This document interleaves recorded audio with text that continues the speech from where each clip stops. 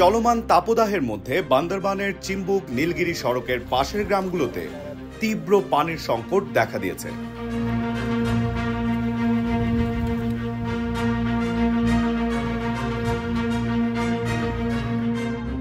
ঝর্ণাগুলো শুকিয়ে যাওয়ায় পানি পাওয়া যাচ্ছে না। ঝিরি থেকে এক কলসি পানি আনতে সময় লেগে যায় প্রায় 1 থেকে 1.5 ঘন্টা। বাধ্য হয়ে অনেক পরিবারকে পানি কিনে খেতে হচ্ছে।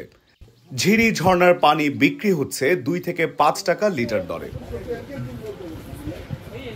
এখন খুব পানির সংকটের আছে, প্রতি বছরই ওইরকমই সংকটের মুখোমুখি হয়, কারণ এখানে উঁচু পাহাড় হওয়াতে, আবার আরেকদিকে জনবল পরিবার সংখ্যা বেশি হওয়াতে ইদানিং গর্ত পুরে পুরে মহিলারা এখান থেকে পানি আহরণ করে যাচ্ছে।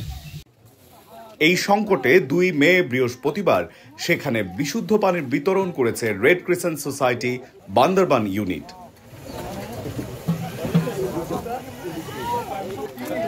এই মানবিক উদ্যোগের অন্যতম উদ্যোক্তা ছিলেন সাংবাদিক বাটিং মার্মা। পানির সমস্যা নিয়ে অনেক সময় নিউজ করতে যায়, সমাধানের আসলে সহজ কোনো উপায় নেই, যার কারণে আমি প্রথমেই নিজ উদ্যোগে নিজ পরিবারের সদস্যদেরকে নিয়ে আমি যখন এই পানি বিতরণের কাজ শুরু করি, তারপর পরেই আমি বিভিন্ন সময় সেনাবাহিনী, জেলা প্রশাসন, বিভিন্ন এই সাহায্য সংস্থা বা নিজের বন্ধু বান্ধবদেরকেও এই কাজে আমি সম্পৃক্ত করি।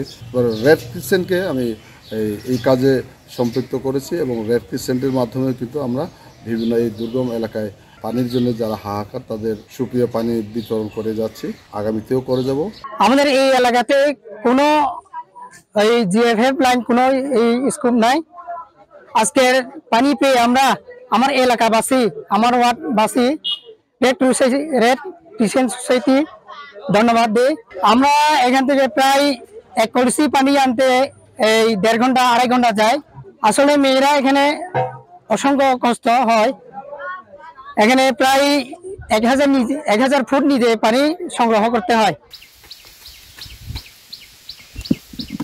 বান্দরবান নীলগিরি সড়ক সংলগ্ন কোরাংপাড়া, ক্রাম্পুপাড়া, সীতাপাড়া, বাগানপাড়া, মরলংপাড়া, গেতসিমনিপাড়া সহ মোট 35টি পাড়া আছে।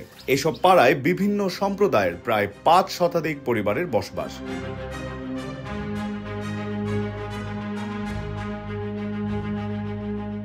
পাড়াগুলোর অবস্থান পাহাড়ের চূড়ায় হওয়ায় সেখান থেকে প্রায় 1000 ফুট নিচে নামলে ছোট ঝিরি বা ঝর্ণার দেখা মেলে। চলমান তাপদাহে ঝিরিগুলোতে পানি নেই বললেই চলে।